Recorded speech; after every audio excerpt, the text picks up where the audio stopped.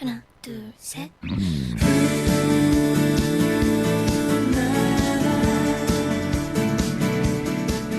반갑습니다. 우리 수험생 여러분. 2020학년 대수능 윤리와 사상 수능 문제에 대한 총평을 진행하게 된 최항진입니다. 일단 저한테 오늘 지금 총평을 들으시고 대수능 문제를 함께 분석하는 시간을 갖도록 하겠습니다. 그렇다면 2020학년도 대수능 윤리와 사상 과연 어떠한 경향으로 출제가 됐을까 한번 확인하겠습니다. 먼저 비문을 통해서 간단하게 제가 특징들을 좀 서머리를 해왔습니다. 동양윤리의 고난도 개념 활용 주제가 출제되었다. 역시 뭐 나올 수밖에 없죠. 대표적으로 몇 번 문항이냐면요. 18번 문항입니다. 보시면은 정약용이라는 사상가와 주자가 비교가 됐죠. 누군가 혹자는 그러더라고요. 왜 어려웠죠? 예, 저는 충분히 어려웠을 만하다라고 생각을 합니다. 거기에 보면 뭐라고 나왔죠? 인이라는 개념이 나옵니다. 그게 바로 사덕이 되는 거고요. 그 다음 여러분들이 가장 싫어하는 개념이 나왔죠? 천리. 기본적으로 우리는 이 사덕과 천리를 조합시키는 개념을 가지고서 선지를 만들면 항상 오답률이 최소 60%를 넘어갔어요. 많이 나올 때는 70%까지 넘어갔죠. 그런데 재밌는 게 있어요. 이제까지 몇 번 기출로 나왔어요. 제가 올해 수능 특강에서 강조드렸고 약정공략 특강에서 강조드렸고 수능 완성에서 강조드렸습니다. 계속 강조드렸거든요. 그럼에도 불구하고 우리 친구들은 여전히 어떻습니까? 아마 18번 문제가 이 주제가 선지에 그대로 나타났기 때문에 여러분들이 느끼는 체감 난도는 굉장히 어려웠을 거다라고 저는 생각합니다. 그래서 저는 단연코 동양윤리의 고난도 개념 활용 주제라고 얘기하면 뭐 우리 동양윤리 문제 많이 나왔죠. 많이 출제됐지만 단연코 몇 번 문제가 아마 18번 문제가 여러분들이 느끼는 체감 난도가 가장 높았던 문제였을 거라고 저는 어느 정도 확신을 할 수 있을 것 같아요. 그 이유에 대해서도 여러분들한테 말씀을 드렸습니다.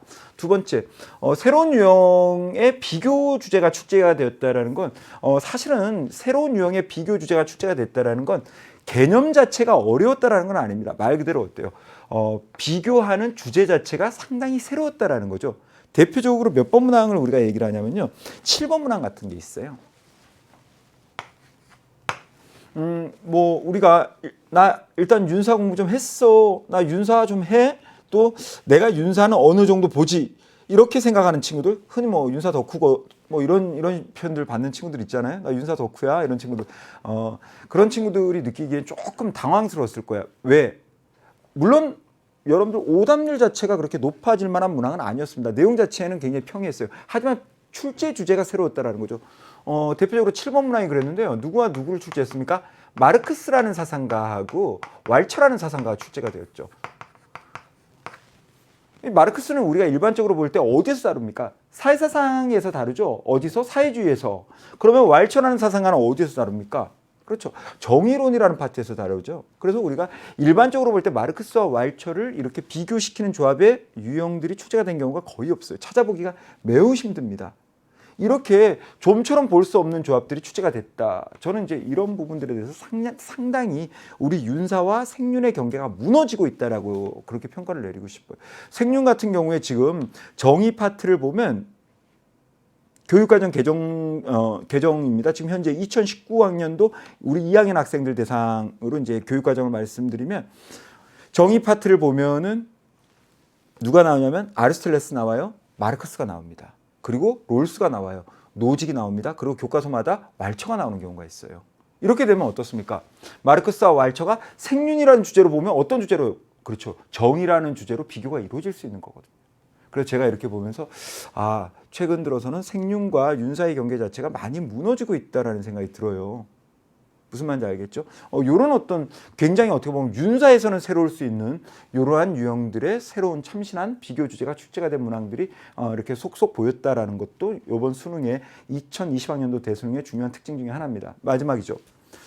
동양윤리, 서양윤리, 특히 사회사상과 관련된 문항의 난도가 높았다라는 건 동양윤리도 어려운 게 나왔고 서양윤리에서도 어려운 게 나왔는데 엄밀히 얘기하면 완벽한 서양윤리라기보다는 특히 어떤 성격을 가지고 있습니까? 사회사상의 파트로 분류가 될 만한 몇 번을 제가 지금 겨냥해서 말씀드리고 있다는 건 여러분들 알고 있죠? 그게 바로 몇 번 문항입니까? 19번 문항입니다.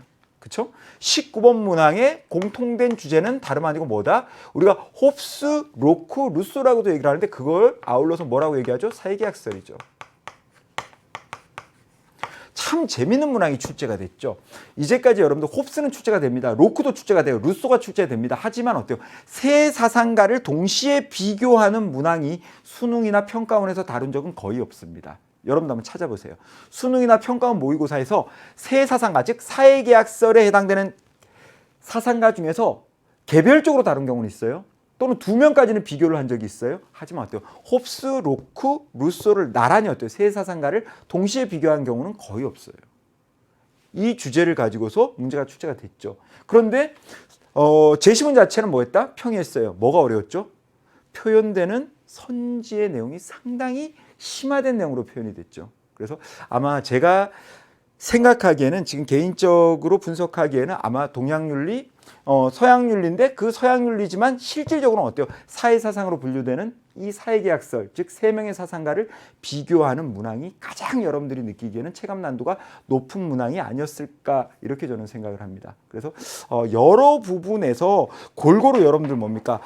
좀 주제마다 고난도의 문항을 출제함으로 인해서 어떻게 보면 난도에 있어서의 밸런스를 맞추려고 그렇게 노력했었던 그런 모습들이 보여지고요. 하지만 결국 저는 이 말씀을 드리고 싶습니다. 올해 우리가 함께 공부했었던 연계교재인 수능특강, 그 다음 어떻습니까? 서브 강의로 공부했었던 약점 공략, 그리고 마지막 마무리로 공부했었던 수능 완성에서 제가 볼 때는 거의 75%, 85% 이상 실질적으로 유사하게 또는 거의 커버가 될 수 있을 만큼의 출제가 이루어지지 않았나라고 저는 개인적으로 분석하고 총평을 마무리하겠습니다. 그럼 여러분들 해설 강의에서 뵙도록 하겠습니다. 사랑합니다.